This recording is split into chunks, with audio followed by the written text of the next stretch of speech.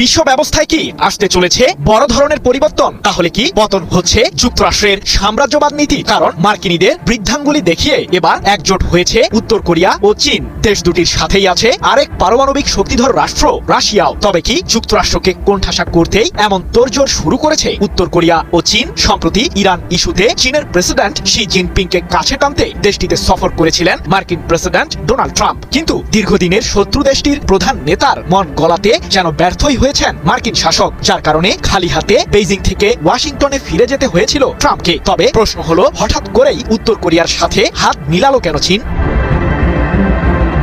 নতুন বিশ্ব ব্যবস্থা গড়ার ডাক গত বছরের সেপ্টেম্বরেই দিয়েছিলেন চীনের প্রেসিডেন্ট শি জিনপিং। সে সময় বেইজিং এ অনুষ্ঠিত চীনের একটি বিশেষ অনুষ্ঠানে অংশ নিয়েছিলেন বিশ্বের 20টি দেশের প্রধান নেতারা, যেখানে ছিলেন উত্তর কোরিয়ার সর্বোচ্চ নেতা কিম জং উন, রাশিয়ার প্রেসিডেন্ট ভ্লাদিমির পুতিন এবং ইরানের প্রেসিডেন্ট মাসুদ পেজেশকিয়ানো। তবে এরপরই ঘটেছে নানান ঘটনা।